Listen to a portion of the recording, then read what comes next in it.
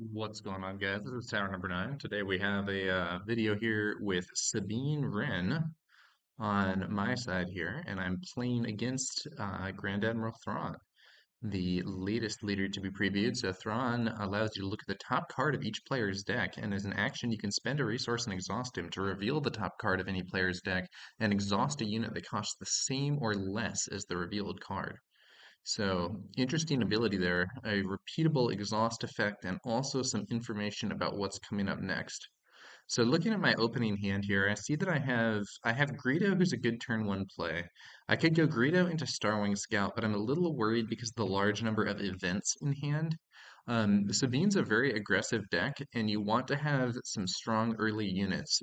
Just having events is not, it's not quite the thing. So I'm actually going to mulligan this hand and draw up.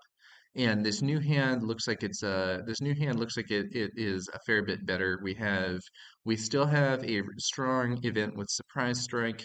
We have a turn one play with the Lothal Insurgent. We can then go into the Fang Fighter we could do the Fang Fighter, we could do the Ardent Sympathizer, we could do the Fleet Lieutenant. I end up resourcing the Fang Fighter there, as well as the Leia Organa Defiant Princess, who is more relevant later in the game to exhaust big units. And we're going to play the Lothal Insurgent, 2 cost 3/2. When played, if you played another card this phase, I didn't. Each opponent draws a card, then discards a random card from their hand. So in this case, the ability doesn't do anything, but it's still a 3/2 body, which is some nice early aggression. You'll notice that we have the top cards, the decks slightly above them here. This is to make it easier for Thrawn's ability to be used with the peaks and then potentially the exhaust. Now, the exhaust part of that ability isn't very relevant on the first turn, but having that peak at what's coming up, that part is relevant as my opponent now has some more information about what I might be doing. Um, in this upcoming turn, and you'll see that I moved that Spark of Rebellion over the left side of my hand. That's just me trying to keep track of what I know my opponent has seen, so that I can, just sort of plan out my turns better. So I'm just going to go for Fleet Lieutenant with the Lothal Insurgent attacking the base directly. So the Lieutenant allows me to attack with a rebel unit, when played, you may attack with a unit. If it's a rebel unit, it gets +2 power for this attack. So just allowing me to do a little bit more damage. Also a tempo gain because just playing the Fleet Lieutenant is not only the card that I'm playing this turn, but it also allows me to attack with my Lothal Insurgent in the same action, and that tempo gain is probably going to allow me to that tempo gain is probably going to allow me to use Sabine's ability.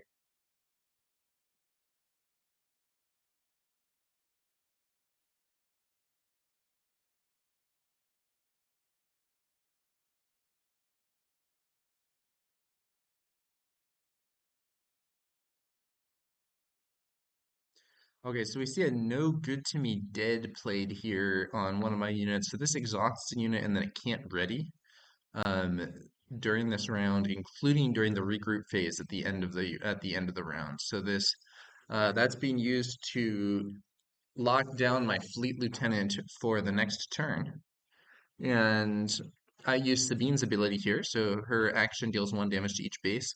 My opponent trades the Seasoned Shore Trooper for the Lothal Insurgent, and I'm going to take the initiative here. So that was actually a pretty good turn for me. I did some solid damage to the base and retained the initiative. Initiative dynamics are pretty important when you're playing this sort of build.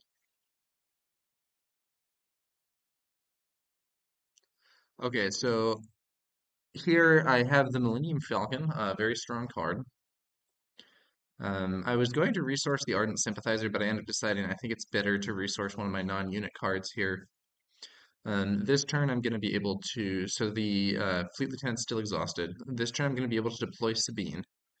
I can deploy the Ardent Sympathizer or I can deploy the Millennium Falcon. The Millennium Falcon allows me to attack immediately, which is very nice in an aggressive deck. And I would still have a resource after deploying one of those units to also play the Infiltrator's skill. So I was going to just immediately deploy Sabine. but I end up deciding to use her ability first. This is just trying to get more damage in. Because leaders deploy as units that are readied, if you use your leader ability that requires you to exhaust beforehand, you can get like max value that turn because you're getting the extra trigger and it doesn't cost you the other actions of your leader here. So I think my opponent actually passes. I then deploy Sabine. There is a chance she's just going to immediately be locked down by something. We could see another copy of No Good to Me Dead, for instance.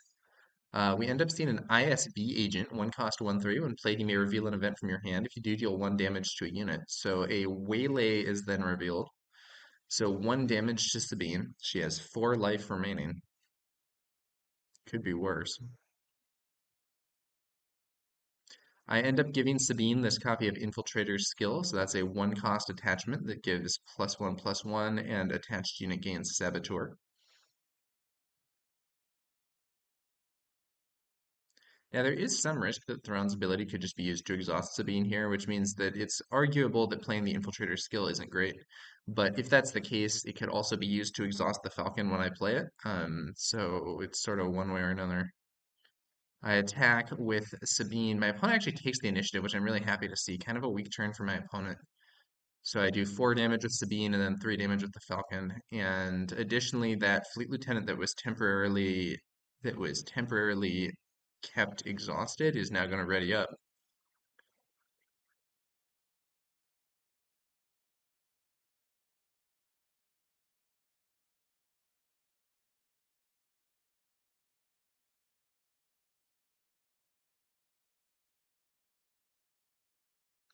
Okay, so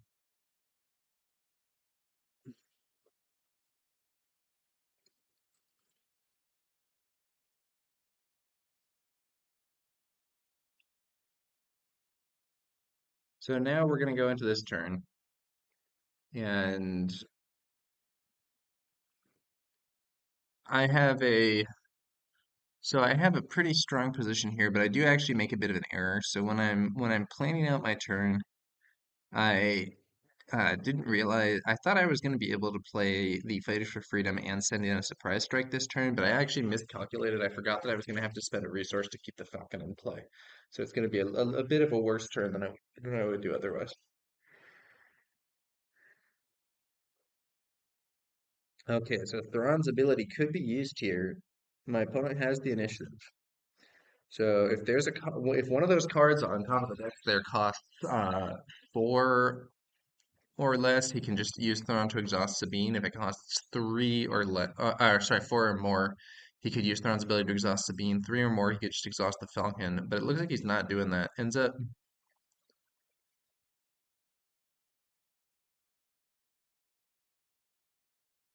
what's he doing here? So I do pay that 1 resource to keep the Falcon in play. And this is kind of the disadvantage of the Falcon. So it's a 3 cost, 3/4, which comes into play readied, which is exceptionally good, but you have to pay 1 resource to keep it in play for future turns. Okay, so it looks like we see Thrawn's ability used there reveals Agent Callus, who's a 5 cost, and exhausts Sabine. Leaders do count as having a certain cost, so Sabine counts as a 4 cost. Even though you don't pay those resources, leaders still have that cost in the top left corner. Um, so Thrawn's ability exhausts Sabine. The Fleet Lieutenant comes into the base for 3 damage there. Waylay used to return the Falcon to my hand. And the thing about this is Waylay is actually pretty bad against the Falcon because I can just replay it. So my opponent waylaid the Falcon, I just replay it and it comes into play ready, and so I'm still going to be able to make that attack even. The ISB agent there hits the base for 1 damage, not something super relevant, and then the Falcon is going to hit the enemy base for another 3 damage. So now my opponent's down to 5 life, and with the surprise strike that I have in hand, any of the units that I have on the field can now win the game in one shot. So it's looking like this one's going to be a win. And my opponent does get to deploy Grand Admiral Thrawn this turn, but it just seems too late here.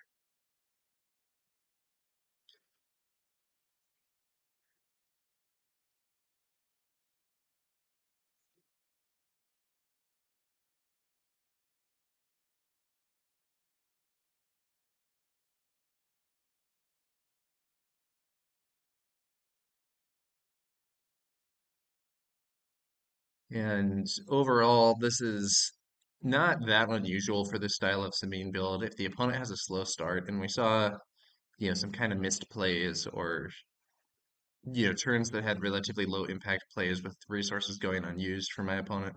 And if that's the case against Sabine, you could end up in a lot of trouble. And there's the surprise strike with Sabine to close out the game. So that is going to be a win for Cunning Sabine versus Command Thrawn.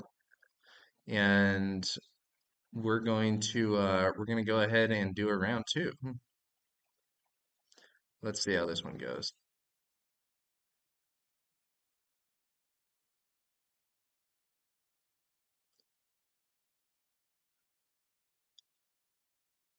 So once again, we're going to do same matchup and I believe the same decks here. So once again, it's going to be Cunning Sabine versus Command Thrawn, both sides using the special bases. I do feel that the 25 HP bases with special abilities are going to be very standard in competitive play.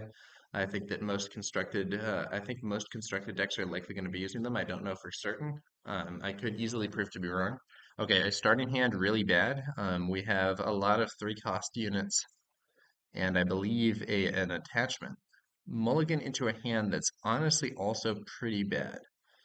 The best thing that I can do here is probably to play Leia Organa Defiant Princess, stand up a resource. My opponent might think that I have a 1-cost unit being played in addition to that Leia. Unfortunately, I don't. But maybe then I'll be able to get the initiative and play a wing leader onto Leia before whatever early unit my opponent has fights her or whatever. So does seem like there are some potential options. My opponent leads off with an ISB agent that doesn't have the chance to hit anything. So and I still haven't actually resourced yet when my opponent does this, but as starts go, that's actually a quite tolerable one. I think actually it's one of the more favorable things that we could see, at least from my perspective, because the ISB agent without the ability to actually ping anything doesn't attack into Leia and win. So ISB agent's a 1/3. If I had played Leia first and my opponent had then played the ISB agent, he could have potentially pinged her and then would be in a position to defeat her in one attack, but as it stands, that's not the case. So I'm thinking that the plan that I discussed earlier with Wing Leader on Leia and to give those bonus experience and then also deploy a unit is pretty relevant.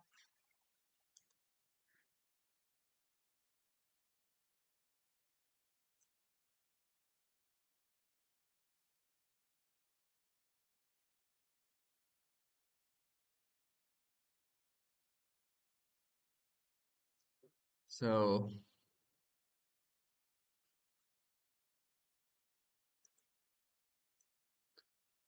the um the other thing is that my opponent might have like a shoot first or something to defeat Leia Defiant Princess, in which case I'd be able to play out the Fang Fighter or play out the Starwing Scout.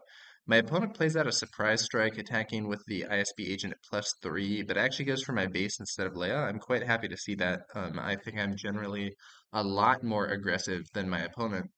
And so I think that in this sort of situation, the opponent should ideally be trying to push damage to me rather than trying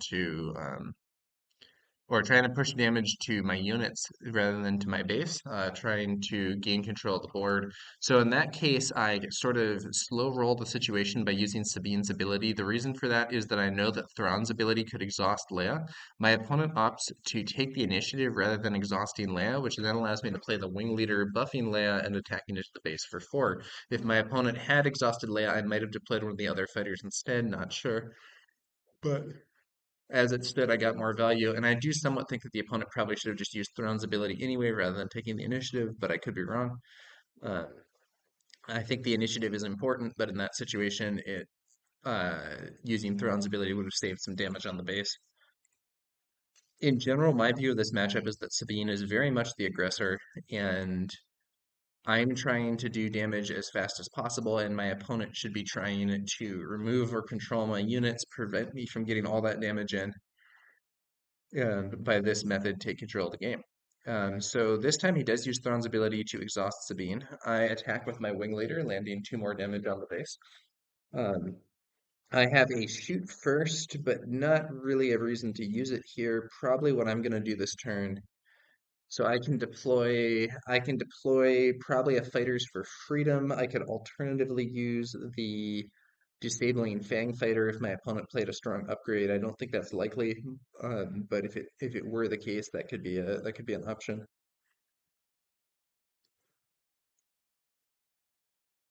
But my opponent actually does end up deploying a unit with a relevant upgrade. The 7th Fleet Defender, which is shielded, comes into play with a shield counter on it. So I decide to counter that with that Fang Fighter. The 3 cost 3/2. When played, you may defeat an upgrade. Shield tokens are upgrades, so I use that to knock the shield off the defender. This now means that it's only going to be able to trade with either of my ships rather than taking one out and then remaining in play itself to fight another ship. Here I use here I use Sabine's ability, deploy Sabine, and attack the base for some more damage. The ISB agent's still pushing damage to my base. And so here we're going into this next round. I have more HP on my base. I have more HP on my base. I have a much stronger board, and my opponent doesn't have Thrawn deployed yet, but that won't happen until next turn. So at this point, I accidentally didn't draw correctly. I think I actually might have put the wrong card back there. One of the downsides with Thrawn's ability and putting a card up there to be the one that they can see is that it does kind of require you to remember to draw that one and then from the deck rather than just hitting 2 on the deck as you would in a normal matchup. So that is a bit awkward, but that is something that can happen sometimes. So now we're looking at these units. My opponent does have the initiative this round. I have a Millennium Falcon, which is pretty solid. I have a shoot first. My opponent reveals a Sabine and exhausts my Leia. So one thing I'm noticing is that the it does seem to me that Thrawn is quite good against the basic game plan of putting experience tokens on a cheap unit because it will be very easy for Thrawn to exhaust the cheap unit since so many cards that are going to be potentially on the top of a deck will be at or above that unit's cost. As a result of that, the Leia Wing Leader plan isn't as strong as it might be in some other matchups, although I do note that it's also draining my opponent a resource repeatedly as he uses Thrawn's ability to suppress Leia. Okay, so now I swing in with the Fang Fighter before my opponent can potentially trade with the defender. My opponent sends in a ISB agent and uses its ability to defeat the Wing Leader, so ISB agent can indeed attack units in the space arena, which is pretty sweet. Um, However, once they're deployed, these ISB agents only have a 1/3 stat line, so I'm not that worried about them. And I'm going to just keep putting pressure on the opponent's base. So there's Sabine attacking the base for 3.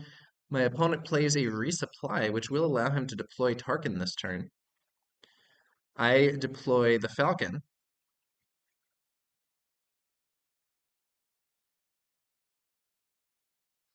So 3 cost 3/4, enters play ready. When you ready cards during the regroup phase, you may pay 1 if you don't return it to hand.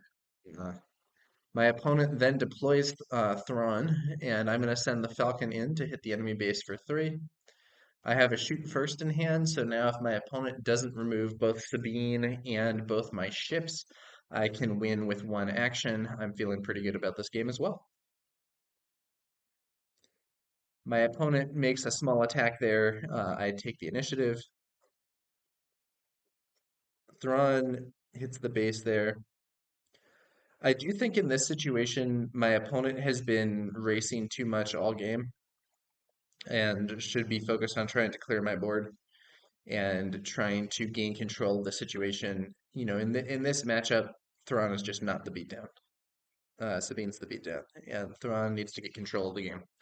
All right, we are going to do one final match though. Let's see. Sabine currently 2-0. Let's see if I can make it 3-0 or whether my opponent is going to pick up a win here. Going into round three, Sabine versus Thrawn. It's important to note also we are not sideboarding in these games. I believe they have said sideboarding will be a part of competitive play. So in sideboarding, for those who might not be familiar, you have a small number of cards in addition to your main deck, and in between games in a 2 out of 3, you have the opportunity to include to substitute in some of the cards from your sideboard, add cards to your deck, remove some of the ones in your main deck that aren't functional for this matchup, that type of stuff. Hard to say though.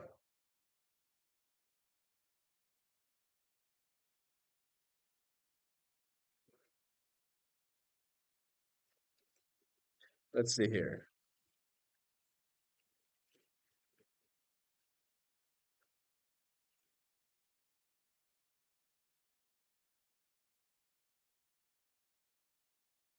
So this time it looks like I'm going to be leading off with Greedo. Greedo is actually a very strong unit, though he is vulnerable to pings. So if the opponent plays an IFB agent, that would be a very good counter to Greedo. Um, let's see here.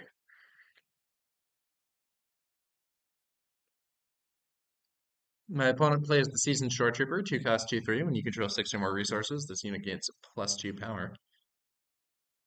All deploy Greedo, 1 cost 3/1. When defeated, you may discard a card from your deck. If it's not a unit, deal 2 damage to an enemy to a ground unit. I think it can be a friendly unit also. My opponent takes the initiative. I'll ping both bases with Sabine, draw a card. Okay, I see a shoot first, and I see a Sabine unit. I have a Millennium Falcon and a Ardent Sympathizer in hand, as well as I think a Waylay.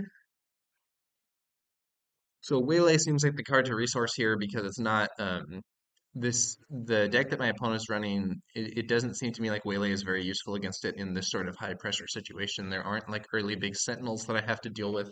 If there were big sentinels, I could like the early game sentinels that he might have. I could deal with shoot first. So like if my opponent played an Emperor's Royal Guard here and had an officer, I could deal with it with shoot first. Same for a cell block guard. My opponent hits my base for 2. Again, I'm happy to see this. I am pretty happy with my opponent. I'm pretty happy with my opponent going to attack the base rather than trying to get control of the board. He does then deploy Boba Fett, who's a really strong unit. So Boba Fett is a 3 cost 3/5 and has very relevant text. So um, that is a powerful unit that I don't like seeing on the board for my opponent, and I'm a little worried about that. I'm going to deploy the Millennium Falcon and then attack the base for another 3. So I am opening up a life lead, but the board is substantially more competitive here with that Boba Fett than it was in previous games. I think Boba might be one of the best 3 cost units in the game. I don't say the best unit, so like there are some other ones that are really good, like Wing Leader is a really good unit. The Falcon is really good, but Boba is pretty high up there and also has the best stats I think that we've seen of any 3 cost unit. So right now you can get a 3 cost, at 3 cost you can get a 3/4. You can get you might get a like 3/3 or 2/4 would be a little bit below curve, but maybe you would make up with that with abilities. Um, and then 3/4, you can get a 3 cost 3/4 with cards like the Homestead Militia, the Emperor's Royal Guard, Ezra Bridger. So 3 cost 3/4 is a pretty solid, like seems like an on curve stat line. And then if you can get a 3 cost 3/5, that's even better. So my opponent leads off this turn by using Thrawn's ability, revealing a waylay on top of my deck to exhaust the Falcon. I think that what I want to do here is just go for the base with Greedo. So there's 3 more damage to my opponent's base. And my opponent can, of course, attack Greedo and defeat him with either of the units that he has on the board, which is not awesome for me, and indeed opts to do so with the trade there being made. I discard the Waylay that's on top of the deck to deal 2 damage to Boba Fett. Ironically, Thrawn's ability giving me information there, though generally you want to use Greedo's trigger either way. Uh, or you want to use greed as trigger even if you don't know that the top card is an event. Generally speaking, I don't say always. I'm going to use Thrawn's ability, or I'm going to use Sabine's ability here, 1 damage to each base. Boba is on the field there. So one thing that I could do here is I could deploy Sabine and use shoot first to have her take down Boba since Boba is a major threat. Another thing that I could do is I could just deploy one of the 3-cost units, maybe the Ardent Sympathizer, maybe the Disabling Fang Fighter. I deploy Sabine here, and unfortunately for me, my opponent has a surprise strike and is able to have Boba defeat Sabine and remain on the board. That's really not what I'd like to see, uh, to put things bluntly. So Sabine gets negated without a chance to attack, and Boba's still there. That's deeply negative for me. So I do deploy the Disabling Fang Fighter, and my reasoning for that, instead of the Ardent Sympathizer, which is probably a better unit, is simply that my opponent currently has control of the ground arena. So my plan right now is to try and push damage in space in order to take control of the game. I do have a major life lead, but the fact that my Sabine did very little is pretty negative. It might have been better for me to sort of slow roll that, like maybe I deploy Sabine Wren the unit first, and then I deploy, or maybe I could deploy Sabine around the unit or the Fang Fighter or something first. Maybe my opponent would attack with Boba to clear Sabine the unit, but even still, that's not really a very good engagement for me because, my opponent still kills the unit and leaves Boba alive. Maybe I could deploy the Ardent Sympathizer and my opponent has to choose whether to attack it with Boba or not.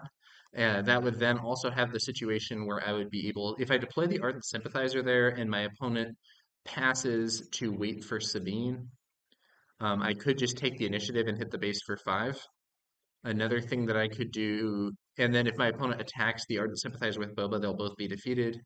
Um, definitely some interesting stuff there, and ultimately that turn went pretty badly for me, unfortunately. So we'll see what I can do in this next turn.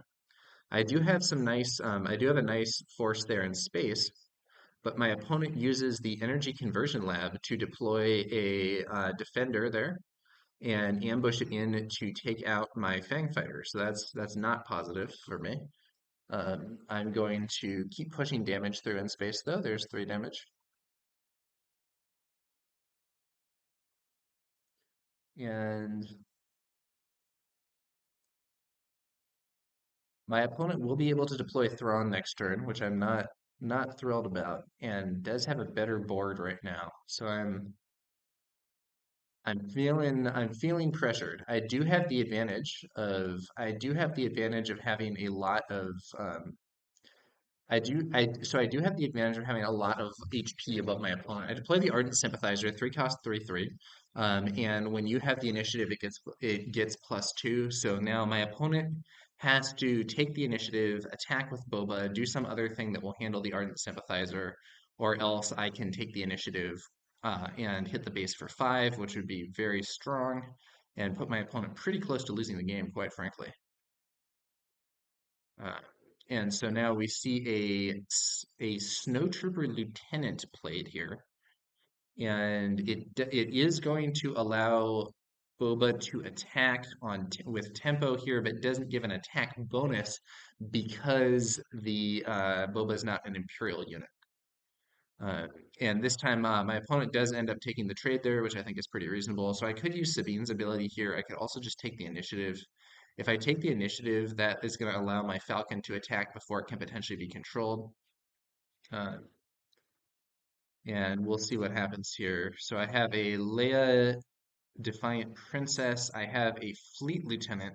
Unfortunately, Fleet Lieutenant doesn't work with the Falcon because the Falcon is not a rebel unit. It would be really cool to play Fleet Lieutenant here and push 5 damage to the enemy base. I would be very happy to be able to do that, but unfortunately that's not possible.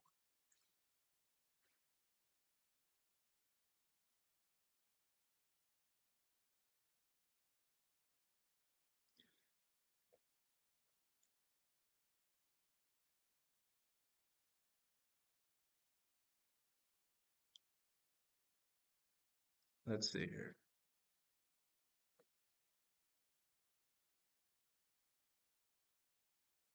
So I do have the initiative here. I am going to be able to at least attack for three, but I do feel that I'm in a pretty weak position right here. Let's see if I can make the comeback though. So three damage. And once again, the main asset that I have in this situation is just that I am up. I am up by 10 life. So my opponent has a stronger board than me, is going to be able to push some damage to my base, and still has yet to deploy his leader, who should deploy this turn. But, despite all that, I am able to, I am potentially going to be able to win the game before my opponent gets too much stuff on the board, just because I do have that substantial life lead. So here I play a Starwing Scout, so I'm using Sabine's ability to slow roll here. I think there's a good chance that my opponent is going to deploy Thrawn, and I want to counter Thrawn with Leia Defiant Princess. The immediate exhaust on Thrawn when he deploys would not only save my base from taking 3 damage, it would also set up a rebel unit that I could then potentially use with the Fleet Lieutenant in a later turn to do bonus damage. My opponent is down to only 6 life, so we could see a victory. We could see a victory here, but I'm not exactly super healthy myself. My opponent does deploy Thrawn, and there we go with Leia Defiant Princess, exhausting Thrawn. And so my opponent still hasn't played any other cards this turn and can still attack with the Defender.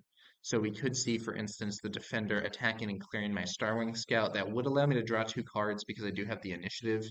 But I think getting that 4 attack unit off the board is quite relevant because otherwise there's a high risk of just getting killed.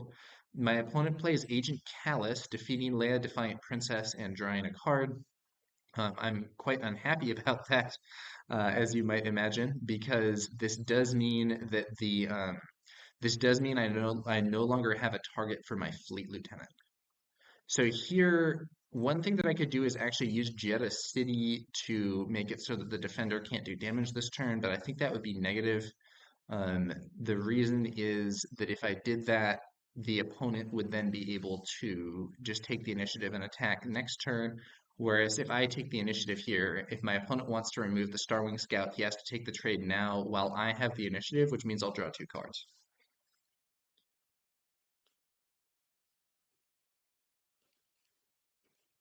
So my main path to victory here is something like, so first off, if I draw a surprise strike, I just win. But secondly, if my opponent didn't kill the Starwing Scout, I could shoot first and then win the game with Sabine's ability. Unfortunately, I do not draw that surprise strike. So I can still swing in with the Falcon. I'm looking at my stuff here, and so I can swing in with the Falcon, that's 3. I can use Sabine's ability, that's 4. If I shoot first with the Falcon, that's 5, but that's still not the 6 damage that I need to win. And it looks like I am unfortunately kind of off by 1 here. And because I have to spend a resource to keep the Falcon in play, I only have 6 resources for the turn, which means I can't afford shoot first and fighters for freedom and the open fire. If I could do that, I could do an extra 1 damage to the base with that Fighters for Freedom, which would potentially win the game, but I'm not going to have the opportunity to do it. So what's my best option here? My opponent actually, I believe, has lethal on the ground. So what I need to do is maybe try and get my opponent to use some of their attacks on my ground units that I can potentially play rather than using them to just go for the base and win, given that I'm not going to be able to win this turn.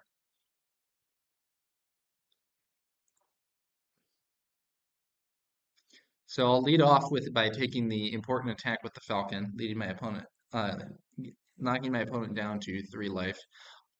There's an argument that I should have actually used Fleet Lieutenant on the Falcon here, even though it wouldn't do any damage, because it would develop another unit that my opponent then might deal with.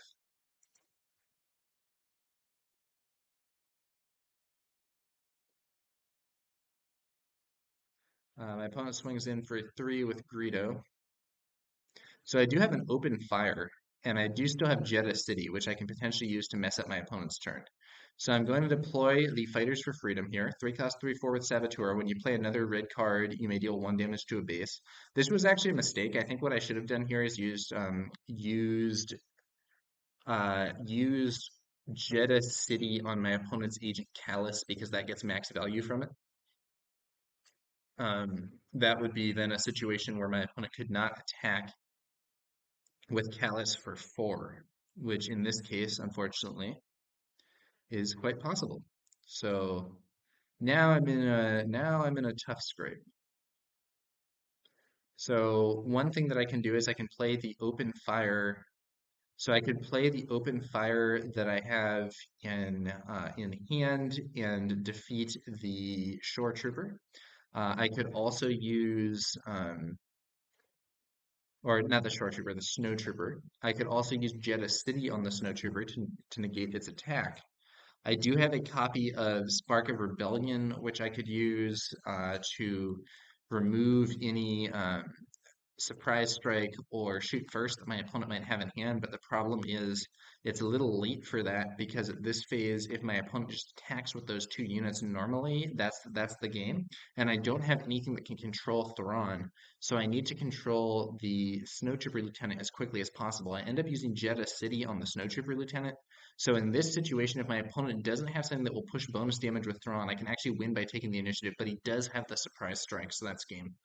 So in retrospect, I think I misplayed. I think I misplayed this turn a bit. I think instead of playing the Fighters for Freedom, so I was hoping that by playing the Fighters for Freedom, my opponent would get worried that I was going to be able to do bonus damage to the base to win this turn. And because if I had had 2 more red cards, that would be 2 more damage to the base, and then I could use Sabine's ability to win. And that my opponent would use an attack on the Fighters for Freedom instead of pushing for my base. But instead, my opponent just went for the base directly and got the win. I think if instead of playing the Fighters for Freedom, I had used the Spark of Rebellion and discarded my opponent's surprise strike, that would put me in a much better spot. Alternatively, I could have used Jeddah City immediately on my opponent's Agent Callus, and then use some of my other stuff there. I think it was a winnable game, but I think that I misplayed that last turn a bit, and I also think that the huge value that my opponent got from Boba Fett, the Boba Fett disintegrator earlier in the game, was also a major issue for me. So ultimately, ends up being a 2-1 match there, 2 wins for Sabine and 1 for Thrawn. So there's some gameplay with some kind of aggressive Sabine gameplay into the new Grand Admiral Thrawn leader, and ultimately, yeah, 2-1. So yeah, that's gonna about do it for this one, guys. Thanks to you all for watching. We will be back later with some more Star Wars Unlimited content. I will have, I believe, a link to my Sabine deck in the description below, as well as a link to an introductory article that I wrote over at the Fifth Trooper for anyone who's interested in kind of learning more about the basics of this game, or maybe you have a friend who's interested in learning more about the game. I do have that introductory article over there, and we'll link that in the video description below as well. Thanks to you all for watching, and we'll be back later with some more Star Wars Unlimited content.